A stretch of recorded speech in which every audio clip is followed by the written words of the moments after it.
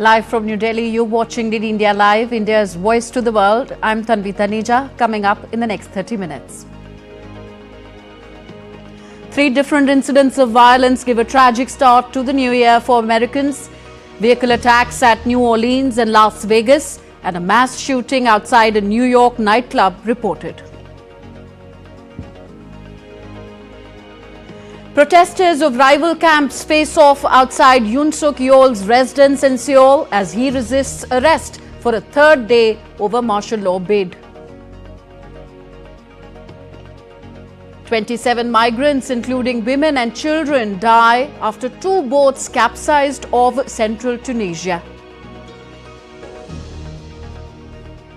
And India's National Sports Awards announced. D. Gukesh, Harmanpreet Singh, Praveen Kumar and Manu Bhaker to be conferred with the Major Dhyan Chand Khel Ratna Award.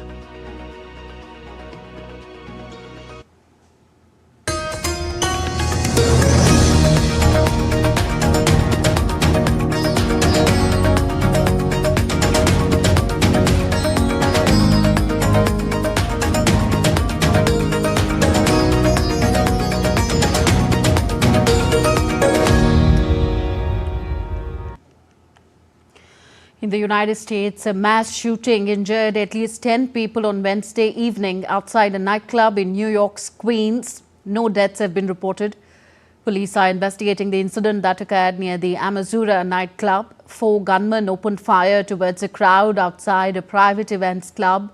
The New York Police Department has ruled out the possibility of a terrorist attack. The incident came hours after 2 other acts of violence elsewhere in the U.S. on New Year's Day. January 1st at approximately 11:18 p.m., the NYPD received multiple 911 calls for several people shot in front of an event space located here at 91-12 144th Place.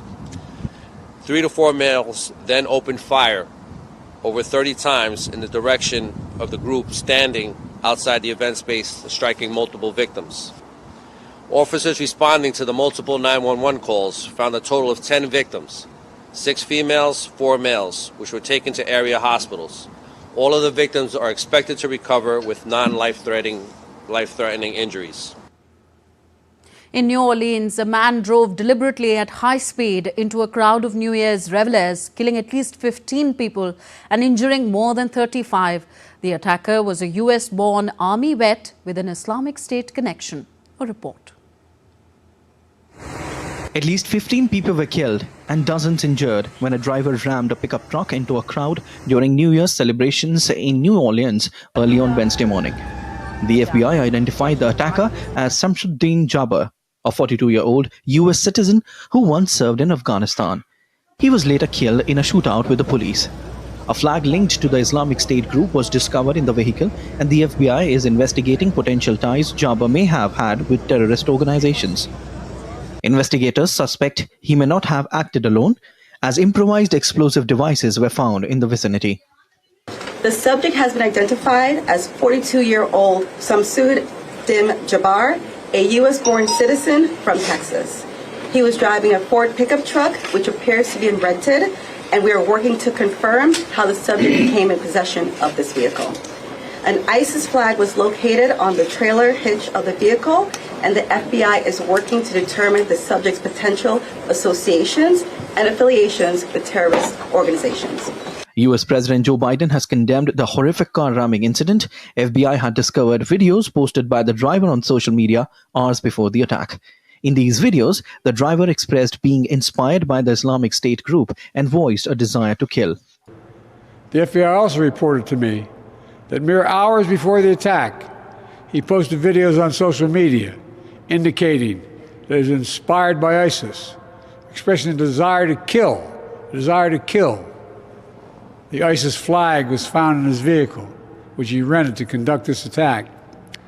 Possible explosives were found in the vehicle as well, and more explosives were found nearby. The situation is very fluid, and the investigation has a preliminary stage. And the fact is that right now, the law enforcement and intelligence community are continuing to look for any connections, associations, or co-conspirators. Meanwhile, President-elect Donald Trump reignited the debate over immigration and crime following the car ramming incident, blaming Democrats for dismissing his warnings about criminal migration into the U.S. International condemnation poured in for the attack in New Orleans. Messages of condolences poured in from global leaders, including Israeli Foreign Minister, Ukrainian President Volodymyr Zelensky, French President Emmanuel Macron, Canadian Prime Minister Justin Trudeau, and others. Bureau Report, TT India. India's Prime Minister Narendra Modi also condemned the terrorist attack in New Orleans. In a social media post on microblogging site X, Prime Minister Modi wrote, and I quote him here, "We strongly condemn the cowardly terrorist attack in New Orleans. Our thoughts and prayers are with the victims and their families. May they find strength and solace as they heal from this tragedy." Unquote. Further, a Tesla Cybertruck exploded in flames outside the Trump International Hotel in Las Vegas on Wednesday, leaving one person dead and injuring 7 others. The FBI is now investigating the incident as a possible act of terrorism. Tesla Cybertruck exploding in flames just outside the Trump Hotel in Las Vegas. Amidst the intense smoke that followed, bursting of what seemed like firecrackers can be seen. Though it sent shockwaves across the nation, the investigating agencies have so far ruled out any link with New Orleans' terror attack. Sheriff Kevin McMahill told a news conference that the back of the truck contained gasoline and camping fuel canisters, as well as large firework mortars. So those are gasoline canisters, they are camp fuel canisters, and large firework mortars.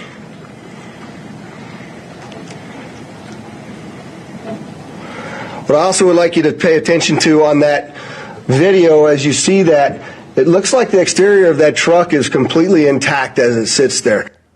The one deceased individual was inside the Cybertruck. FBI has indicated that the identity of the suspect has still not been confirmed. As of right now, our number one goal is to ensure that we have the proper identification of the subject involved in this incident. Following that, our second objective is to determine whether this was an act of terrorism or not.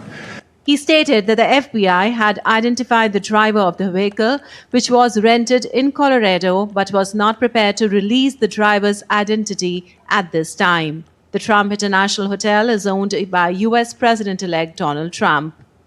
The explosion occurred hours after a tragic incident in New Orleans where a man drove a truck into crowds celebrating New Year's Day, killing 15 people. Nancy Baloda, DD India.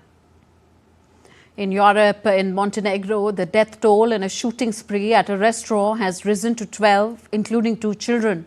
According to media reports, the suspect had engaged in a brawl at a restaurant and later returned and opened fire, killing multiple people, including the owner of the establishment. The Interior Minister said that the members of the suspect's own family were among the victims.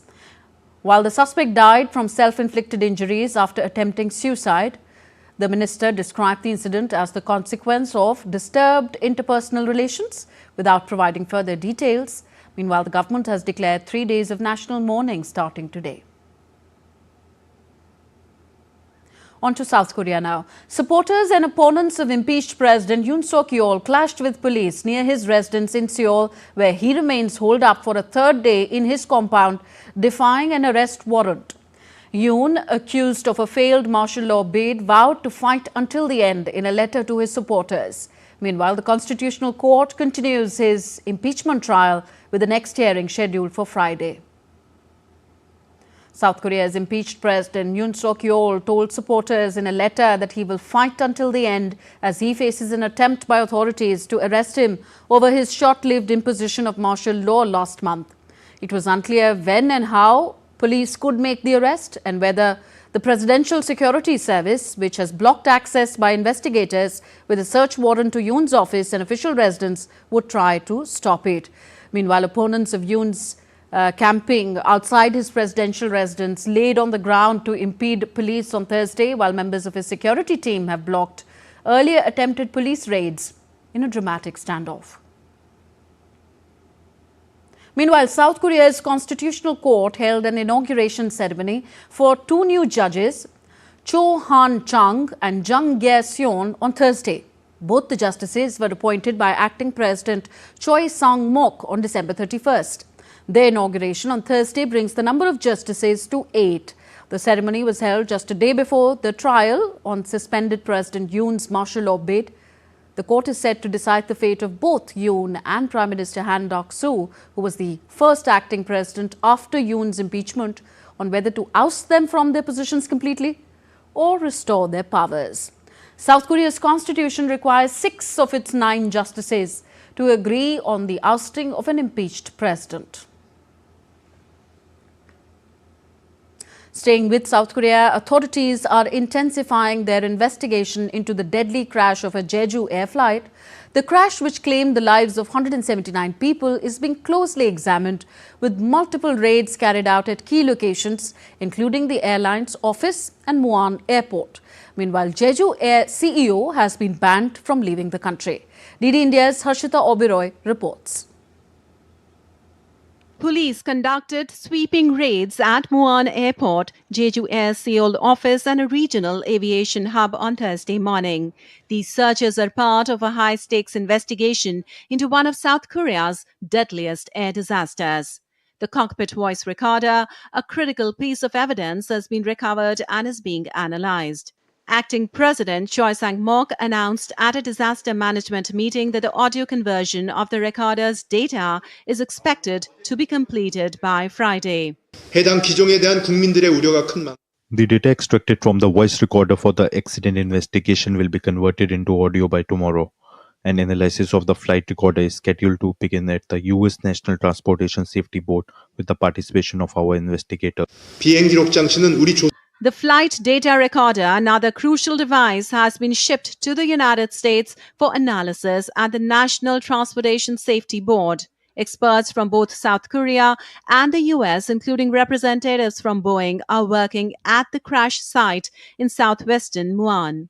Investigators are focusing on several potential causes, including faulty landing gear, a possible bird strike that may have triggered mechanical failure, and lapses in maintenance. The cockpit voice recorder is expected to provide critical insights into the crew's final communications.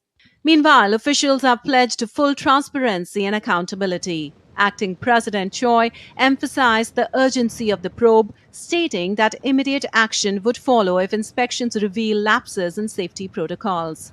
The catastrophic crash of Jeju Air Flight 7C2216 has claimed 179 lives, plunging the nation into mourning. With so many lives lost, this investigation has become a national priority. The people of South Korea are demanding answers, not only to understand what went wrong, but to ensure such a tragedy never happens again. Harshita Oberoi, DD India. In Africa, 27 migrants, including women and children, have died after 2 boats capsized off Tunisia's Kerkena Islands. 83 people, all from sub-Saharan Africa, were rescued, while searches continue for others still missing, according to Tunisian authorities. This tragedy follows a series of deadly shipwrecks near Sfax in recent weeks, highlighting the ongoing risks faced by migrants attempting to reach Europe. Europe's gas supply is facing a crisis as the Russia-Ukraine conflict has disrupted traditional energy routes. The breakaway Moldovan region of Transnistria is without heating after Russian gas supplies were cut, a result of a payment dispute between Moldova and Russia's Gazprom and Ukraine's refusal to extend transit agreements. Russian gas, once crucial, now makes up less than 10% of EU imports, down from over 40% in 2021.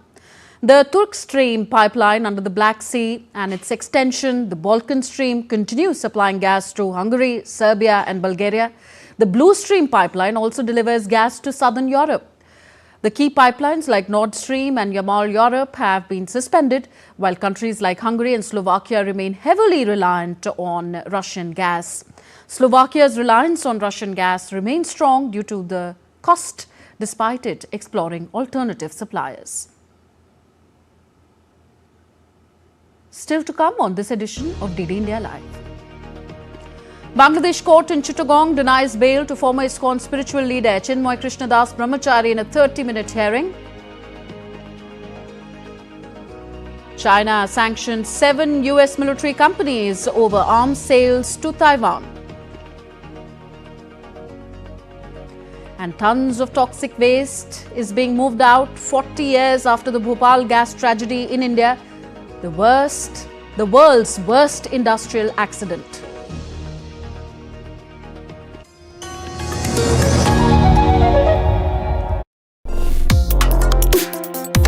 Complex issues, hidden agendas, twists and turns, strategic games. We think all dots are linked. We just need to connect them. Join me every week as I connect the dots to unravel hidden designs in statecraft, mysteries, and decode issues that matter to you. Watch Connecting the Dots with me at these times on DD India.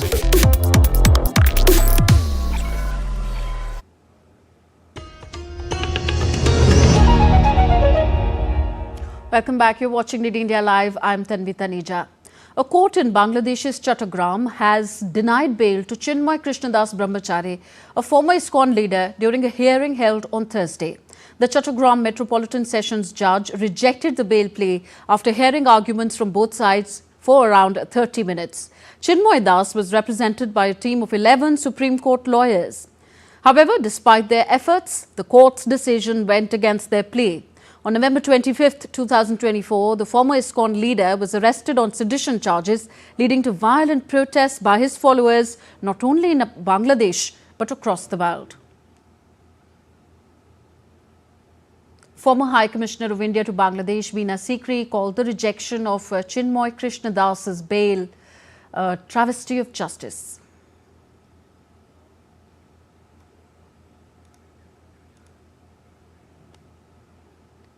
In a major crackdown on illegal immigration, 4 individuals, including 2 Bangladeshi immigrants, were arrested in India's capital, New Delhi. The operation highlights ongoing efforts by authorities to combat illegal migrant influxes in the capital city. During the search of the house, several items were recovered, including 4 Aadhaar cards, credit and debit cards, PAN cards, 2 bank passbooks and a copy of a voting card and an Indian passport application form. The illegal immigrants used jungle routes and express trains to enter the Indian territory. The detained individuals are under investigation as part of broader measures to curb unauthorized immigration and strengthen border security. दिसंबर माह में special drive चलाई गई थी कि दिल्ली में illegal immigrants जो रह रहे हैं, स्पेशली बांग्लादेशी, उनको चिन्हित किया जाए और उनके खिलाफ कानूनी कार्रवाई की जाए।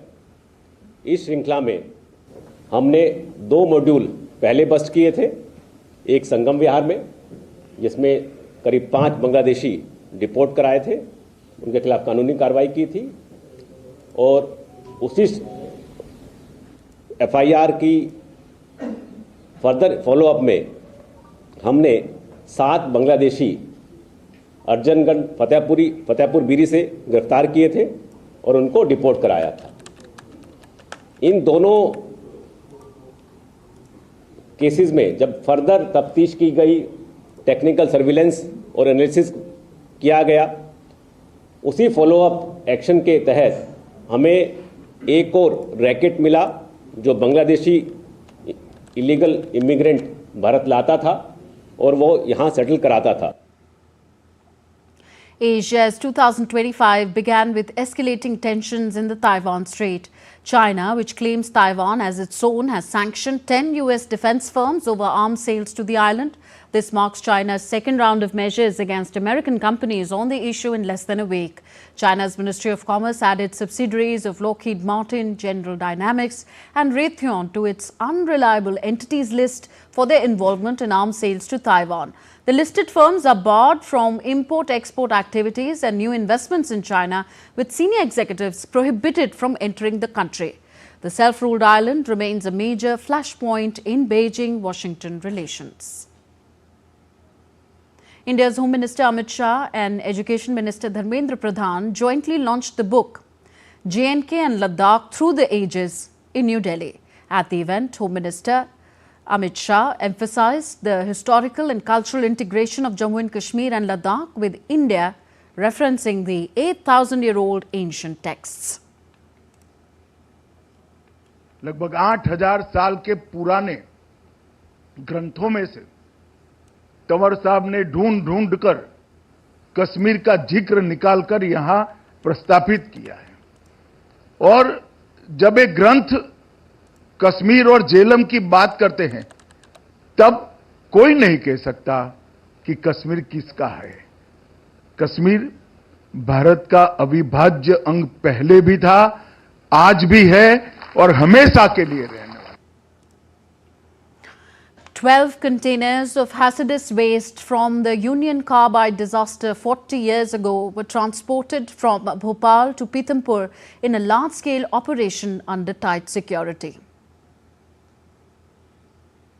Authorities have moved hundreds of tons of hazardous waste remaining more than 40 years after the Bhopal gas tragedy. About dozen trucks have transported 337 metric ton waste to the disposal site of Pithampur. The hazardous waste was sealed inside containers and the convoy was accompanied by a police escort. The convoy has been fortified with the highest security protocol ever witnessed in the movement of industrial waste in the country. The waste will undergo scientific disposal through incineration. The order to clear the waste was made in December after the 40th anniversary of the disaster by the High Court in Madhya Pradesh state, which set a one-month deadline. In 1984, 27 tons of methyl isocyanate used in the production of pesticides swept through the city of over 2 million people after one of the tanks storing the deadly chemical shattered its concrete casing. Aditya Srivastav, DD India, Bhopal. India's Foreign Secretary Vikram Misri visited the US Embassy in New Delhi to offer condolences on the passing of former President of US Jimmy Carter. Misri recalled President Carter's 1978 visit to India and the signing of the Delhi Declaration, a landmark moment that had strengthened India-US relations. India's Youth Affairs and Sports Ministry on Thursday announced the National Sports Awards 2024. Olympic medalist Manu Bhaker, hockey player Harmanpreet Singh, chess world champion D. Gukesh and para-athlete Praveen Kumar have been named recipients of the prestigious Major Dhyan Chand Khel Ratna Award. Olympic medalist Manu Bhaker, hockey player Harmanpreet Singh, chess world champion D. Gukesh and para-athlete Praveen Kumar will be honoured with the Major Dhyan Chand Khel Ratna Award. Gukesh became the youngest world chess champion in Singapore in December. Bhaker had won 2 bronze medals at the Paris Olympics. Harmanpreet had led India to a bronze medal in men's hockey at the same games. Praveen had won gold in men's high jump T64 discipline at the Paris Paralympics. I would like to thank the Government of India, Honorable Prime Minister Narendra Modi ji and Honorable Sports Minister for their recognition. This award will motivate me to work even harder and achieve more laurels for the country in 2025. And this means a lot to me and my family and my team. The Sports Ministry also named 32 athletes for the Arjuna Award, including 17 para-athletes.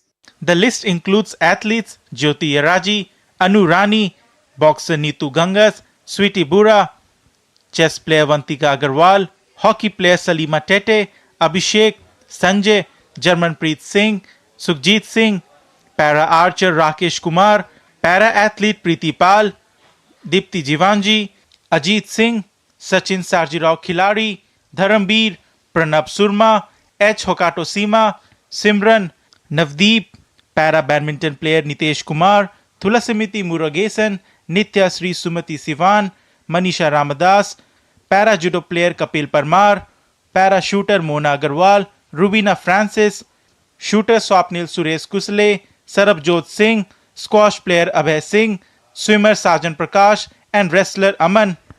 These athletes not only set benchmarks for excellence but also inspired a new generation to pursue sports with passion and resilience.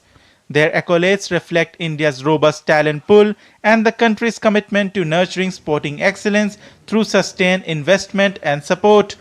Sports Desk, DD India. That's all for this edition of DD India Live. Do let us know your thoughts on the news of the day. Connect with us on our different social media handles at DD India Live, and you can also download our DD India mobile app for quick news and updates on the go. We'll be back with more news as it breaks here on DD India. I'm Tanvi Taneja. From all of us here in New Delhi, thank you for watching. Namaskar.